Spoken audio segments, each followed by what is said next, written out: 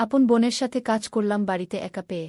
গল্পটি সম্পূর্ণ শুনলে আপনার পাইপ দিয়ে পানি চলে আসবে, তাই হাতের কাজ করার আগে হাতের কাছে টিস্যু রাখুন। আমাদের পরিবারে আমরা তিনজন, মা, আমি, রাজ এবং আমার ছোট বোন নীরা। মা একটি সরকারি চাকরি করেন এবং বাবার সম্পর্কে আমাদের জীবনে কোনো খবর নেই। শহরের কোলাহল থেকে একটু দূরে আমাদের বাড়িটি একান্ত একটি জগত। মা সকালবেলা কাজে বেরিয়ে যাওয়ার পর আমাদের বাড়িতে একা থাকার অভিজ্ঞতা শুরু হয়। একমাত্র সঙ্গী আমি আর নীরা। তার বয়স মাত্র 10 বছর, কিন্তু সে যে কতটা স্মার্ট এবং বুদ্ধিমান তা বোঝা কঠিন। একদিন সকালে মা কাজের জন্য বেরিয়ে গেলেন। মা চলে যাওয়ার পর আমি বাড়িতে একা বসেছিলাম। একা থাকতে থাকতে মাথায় নানা আজে বাজে চিন্তা আসতে শুরু করল। এমন সময় হঠাৎ করেই দেখি নীরা গোসলের জন্য বাথরুমে ঢুকেছে। একটি অদ্ভুত চিন্তা মাথায় ঘুরতে লাগল। মোবাইল ফোনটি হাতে নিয়ে আমি নীরার গোসলের ভিডিও করতে শুরু করলাম। সেই মুহূর্তে আমি কি করছিলাম তা আমি জানতাম না। রাতে একা বসে সেই ভিডিওগুলো দেখতাম এবং অদ্ভুত আওয়াজ করতাম। জানতাম এটার কোনো সঠিকতা নেই, কিন্তু আমার মনে তখন অনেক অদ্ভুত এবং মজাদার চিন্তা চলছিল। কিন্তু একদিন ঘটে গেল একটি অপ্রত্যাশিত ঘটনা। আমি যখন ভিডিও দেখছিলাম হঠাৎ করেই নীরা চিৎকার করে উঠল। মা জানালার ফাঁক দিয়ে দেখে নিলেন আমি মোবাইলে কি দেখছি এবং অদ্ভুত আওয়াজ করছি। মা তখন দ্রুত আমার দিকে নজর দেন। নীরা তখন বুঝতে পারে কেউ হয়তো তাকে লুকিয়ে দেখছে। তার মনে সন্দেহ জাগে, কিন্তু সে সরাসরি কিছু বলতে পারল না। রাজ, তুমি কি করছো? নীরা প্রশ্ন করে।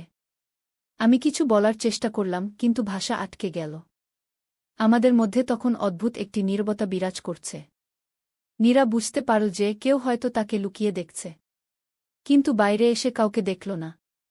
নীরা সবসময় খুব বুদ্ধিমতী, সে জানল কিছু একটা ভুল হচ্ছে, কিন্তু সে আমাকে সরাসরি কিছু বলতে পারল না। আমার কাছে মনে হল যা ঘটছে তা আমাদের মধ্যে রয়ে যাবে, কিন্তু ভিতরে ভিতরে আমি জানতাম এটি আমাদের জীবনের নতুন অন্ধকারে নিয়ে যাবে। এভাবে সময় যেতে লাগল, আমি আরও কিছু করতে লাগলাম। কখনো মনে হতো নীরা জানে আমি কি করছি, কখনো আবার মনে হতো সে কিছুই জানে না। এর মধ্যে নীরা তার ছোট বন্ধুদের সাথে খেলতে চলে যেত, কিন্তু আমি পিছনে থাকতাম, তাকে লুকিয়ে দেখার অদ্ভুত অনুভূতি নিয়ে। আমার কাছে তখন সবকিছু অদ্ভুত লাগছিল। বাড়িতে একা থাকার সময় আমি নীরাকে নিয়ে আরও অনেক আজে বাজে চিন্তা করতে লাগলাম। এই ঘটনা আমাদের সম্পর্কের মধ্যে অদ্ভুত উত্তেজনা তৈরি করছিল, যার পরিণতি আমরা কেউই বুঝতে পারছিলাম না। সময় যেতে যেতে আমি বুঝতে পারছিলাম যে নীরার প্রতি আমার এই অদ্ভুত আকর্ষণ কেবলমাত্র একটি ক্ষণিকের ব্যাপার নয়, বরং এটি যেন আমার অন্তরে অদৃশ্য সুতো দিয়ে বাঁধা ছিল। তার ইনোসেন্টলি জীবনযাপন, তার হাসি, এবং সে যখন খেলাধুলায় ব্যস্ত থাকে, সবকিছুই আমাকে আরও গভীরভাবে টানে। একদিন মা অফিসে যাওয়ার সময় আমাকে বললেন, রাজ, তুমি বাড়ির খেয়াল রেখো, আর নীরার খেয়ালও। আমি মাথা ঝোঁকানোর সাথে সাথে নীরা আমার দিকে কৌতূহলী দৃষ্টিতে তাকাল। মা চলে যাওয়ার পর আমাদের মাঝে কেবল নীরার খেলা আর আমার অদ্ভুত চিন্তাভাবনা। নীরা তখন বাথরুমে গিয়েছিল। আমি আবারও মোবাইল ফোনটি হাতে তুলে নিলাম। আজকের ভিডিওটি ভিন্ন হবে। আমার মন তখন এই চিন্তাভাবনার দিকে গতি পাচ্ছিল। সে যখন গোসল করতে ব্যস্ত, আমি সুযোগ নিলাম। কিন্তু আজ আমার মনে অদ্ভুত এক দ্বন্দ্ব চলছিল। আমি জানি এটা ঠিক নয়, কিন্তু আগের মতো আর নিজেকে আটকে রাখতে পারছিলাম না। ভিডিওটি শুরু করার পর হঠাৎ করেই নীরার ভয়ানক চিৎকার শুনলাম। আমি মুহূর্তেই বিপর্যস্ত হয়ে গেলাম। রাজ, তুমি কি করছো? তার গলার আওয়াজে আমাকে যেন সজাগ করল। আমার মনে হলো সে সব কিছু বুঝতে পারছে। এরপর আমি ফোনটি দ্রুত বন্ধ করে দিলাম। নীরা খোঁজখবর নিতে বাইরে বের হল। সে চিন্তিত মুখে বলল, তুমি আমাকে কেন দেখছ? আমি কিছু বলতে পারলাম না, শুধুই হতাশা ও গোপন অপরাধবোধে ডুবে গেলাম। নীরা আমার দিকে তাকিয়ে রইল। আমি জানি তার মনে সন্দেহ ছিল, তবে সে সরাসরি কিছু বলল না। কিছু সময় পরে সে অন্যদিকে মনোযোগ দিতে চেষ্টা করল। কিন্তু সে কি জানে আমি আবারও তাকে লুকিয়ে দেখার পরিকল্পনা করেছি। নীরা যখন তার বন্ধুদের সাথে খেলতে বেরিয়ে গেল, আমি জানালার ফাঁক দিয়ে তাকে দেখছিলাম। তার সঙ্গে খেলা আর হাসি, কিছু একটা আমার ভিতরে জেগে উঠছিল। প্রতিদিনই আমাদের মধ্যে একটি অদ্ভুত দূরত্ব বাড়ছিল। আমি জানি এটা ভুল হচ্ছে, কিন্তু আমি কিছু করতে পারছিলাম না। নীরার মনোজ্ঞ হাসি আমার মনে একটা অস্বস্তি তৈরি করছিল। যখন সে আমার সামনে এসে দাঁড়াত, আমি অনুভব করতাম যেন সে জানে আমি তাকে লুকিয়ে দেখছি। কিন্তু সে কিছু বলতে পারছিল না। সেই দিনগুলোতে আমি একটি গোপন রহস্যের মধ্যে প্রবেশ করলাম, যা আমাদের সম্পর্ককে আরও জটিল করে তুলেছিল। এরপর থেকে আমার কার্যকলাপগুলো আরও গোপনে চলে যেতে লাগল। আমি ভেবেছিলাম, যদি কখনো সে সত্যটা বুঝতে পারে তাহলে কি হবে? কিন্তু আমার মনে সেই অদ্ভুত আকর্ষণ ক্রমাগত বেড়ে চলছিল। মাঝে মাঝে নীরা আবার আমার দিকে তাকিয়ে থাকত। মনে হতো সে কিছু বুঝতে পারছে, কিন্তু কখনো কিছু বলত না। আমি জানি আমাদের মধ্যে কিছু একটা অস্বাভাবিক ঘটছে। এর মাঝেই আমাদের মাঝে একটি অদ্ভুত শক্তি তৈরি হচ্ছিল, যা আমাদের সম্পর্ককে অন্ধকারের দিকে নিয়ে যাচ্ছিল। কিছুদিন পর নীরা তার বন্ধুর সাথে খেলাধুলা করে ফিরে আসার পর আমার প্রতি আরও কৌতূহল প্রকাশ করতে লাগল। তার সজাগ দৃষ্টি যেন সবকিছু উপলব্ধি করছিল। একদিন যখন সে বাইরে থেকে ফিরে এলো, সে আমার দিকে তাকিয়ে বলল, রাজ, তুমি কি আমাকে জানলা দিয়ে দেখছ? আমি কিছু বলার চেষ্টা করলাম, কিন্তু কোনো শব্দ বের হল না। হৃৎপিণ্ডের ধুকপুকানি যেন আমার কানে কানে বাজছিল। নীরা একটু এগিয়ে এসে বলল, তুমি কি আমাকে লুকিয়ে দেখছ? আমি তখন মাথা নিচু করে রইলাম। নীরা বলল, আমি জানি তুমি আমাকে লুকিয়ে দেখছ। আমি তোমার জন্য খারাপ কিছু মনে করছি না। কিন্তু কেন? তার প্রশ্ন আমাকে আরও ভাবনার মধ্যে ফেলে দিল। আমি বুঝতে পারছিলাম আমার জন্য এ বিষয়টি কতটা জটিল হয়ে দাঁড়িয়েছে। একদিকে নীরার ইনোসেন্স, অন্যদিকে আমার অদ্ভুত আকর্ষণ, সব কিছুই যেন আমাকে চাপে ফেলছিল। দিনগুলো যেতে থাকলে আমি নীরার কাছে নিজেকে আরও বেশি সন্দেহজনকভাবে তুলে ধরছিলাম। সে তখন মাঝে মাঝে আমাকে প্রশ্ন করত, রাজ, তুমি কি কিছু লুকাচ্ছ? কিন্তু আমি অজানা অপরাধবোধে তার প্রশ্নের উত্তর দিতে পারছিলাম না। এক সন্ধ্যায় যখন মা কাজ থেকে ফিরলেন, তিনি আমাদের উভয়ের মধ্যে অদ্ভুত পরিবেশ বুঝতে পারলেন। মা বললেন, কিছু সমস্যা হচ্ছে কি, রাজ? আমি মাথা ঝুঁকিয়ে বললাম, না মা। কিন্তু নীরা তখন আমার দিকে এক দৃষ্টিতে তাকাল, যেন সে কিছু জানতে চায়। তারপর থেকেই নীরা প্রায় আমাকে অনুসরণ করতে শুরু করল। সে বলত, আমি তোমার পেছনে আছি রাজ। তুমি আমাকে লুকিয়ে রাখতে পারবে না কি? তার কথাগুলো আমার মনে আরও চাপ সৃষ্টি করছিল। আমি জানি সে সত্যিই কিছু বুঝতে পারছে। একদিন আমি নিজেকে আরও হতাশ অনুভব করছিলাম।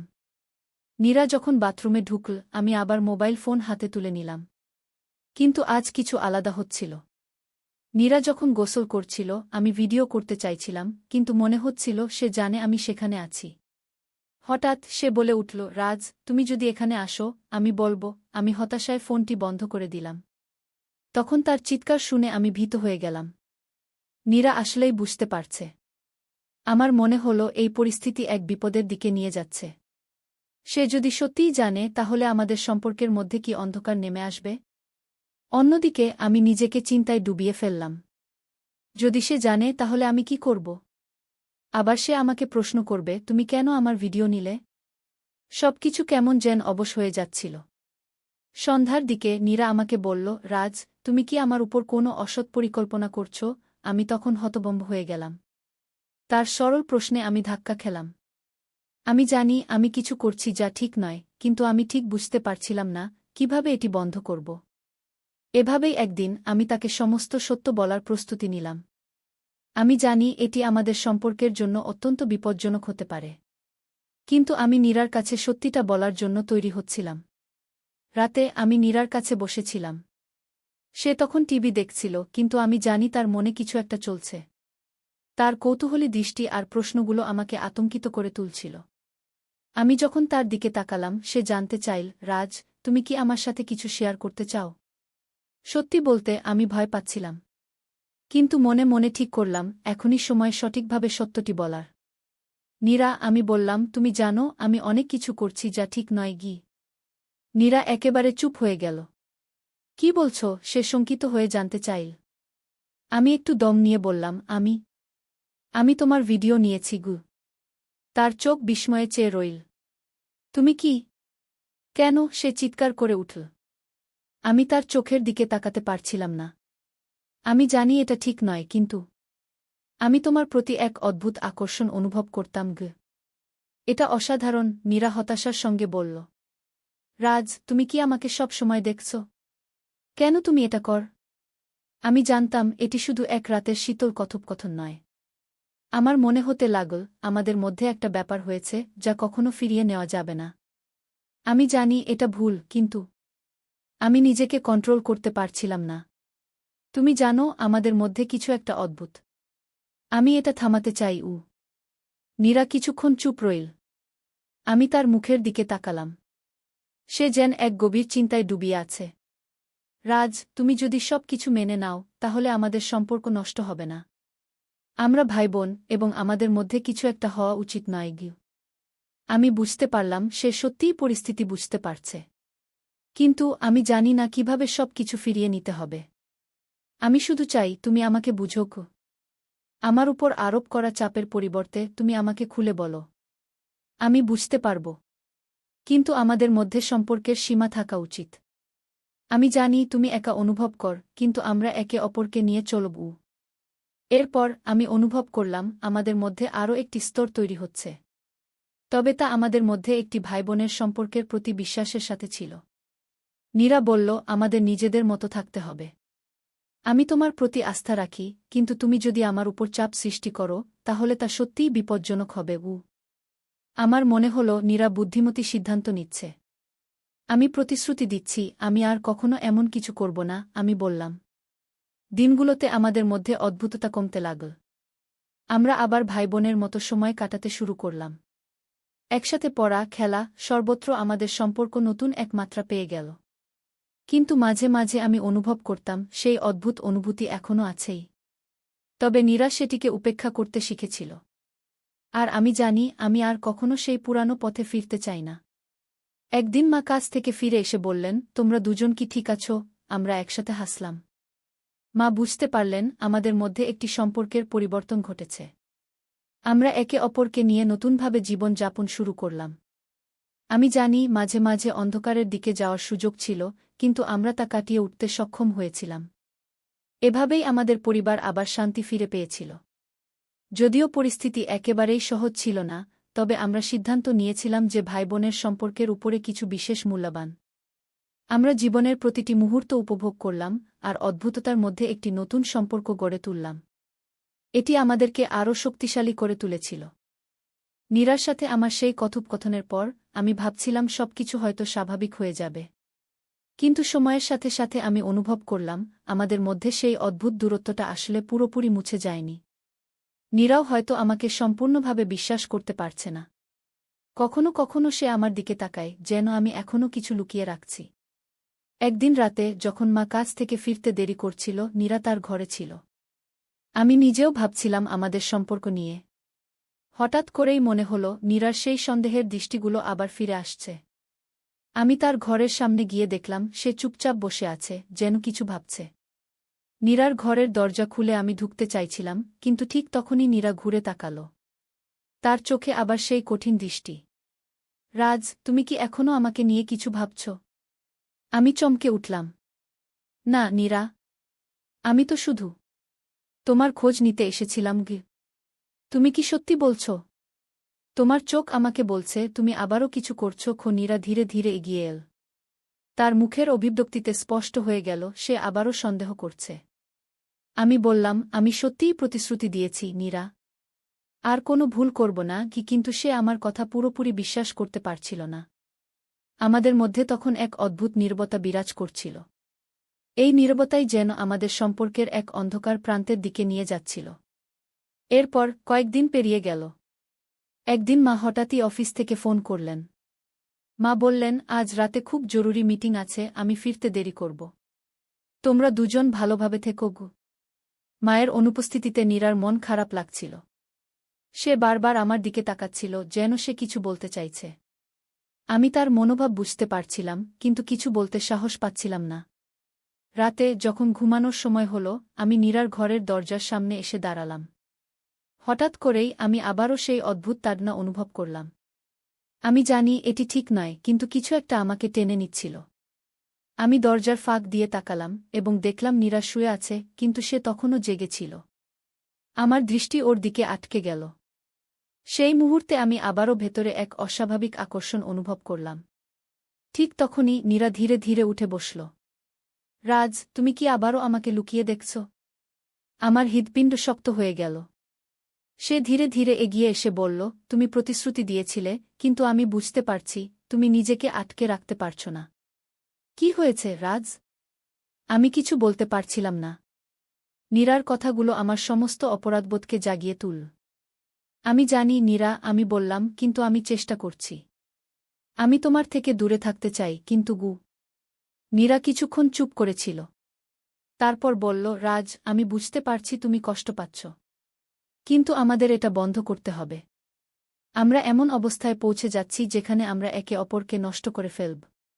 তোমার উচিত নিজের নিয়ন্ত্রণ নেওয়া, রাজ। আমাদের সম্পর্ক স্বাভাবিক হোক, এটাই আমি চাই। আমি তার কথার গুরুত্ব বুঝতে পারলাম। কিন্তু আমার ভেতরের দ্বন্দ্ব যেন আমাকে ছেড়ে যেতে চাইছিল না। এরপর সেই রাতে আমি আমার ঘরে ফিরে গেলাম। সবকিছু যেন এক গোপন ভয় এবং অসহায়ত্বে আচ্ছন্ন হয়ে পড়ল। কিন্তু গল্প এখানেই শেষ নয়। কিছুদিন পর নীরা হঠাৎ করে আমার সামনে এসে দাঁড়াল। তার হাতে একটা ডায়েরি ছিল। রাজ, তোমার এই কাজের পেছনের কারণ আমি জানি, সে বলল। আমি চমকে উঠলাম। তুমি এই ডায়েরিতে লিখেছ এবং আমি তা পড়েছি। আমি পুরোপুরি বিপর্যস্ত হয়ে গেলাম। নীরা জানত। তার চোখে ছিল গভীর কৌতূহল এবং চাপা দুঃখ। তুমি নিজেই জানো আমাদের এমন কিছু করা উচিত নয়। কিন্তু আমি এখনও তোমাকে ক্ষমা করতে পারি, যদি তুমি আমার কথা শোনো। আমার মাথা নিচু করে বললাম, আমি সত্যিই চেষ্টা করব নীরা। আমি প্রতিশ্রুতি দিচ্ছি, এবার আমি সত্যি নিজেকে বদলাব। নীরা চুপ করে রইল, কিন্তু তার মুখে একটা স্বস্তির ছাপ ফুটে উঠল। এই ঘটনা থেকে আমাদের জীবনে পরিবর্তন এল। আমি ধীরে ধীরে আমার অদ্ভুত চিন্তাগুলো থেকে মুক্তি পেতে শুরু করলাম।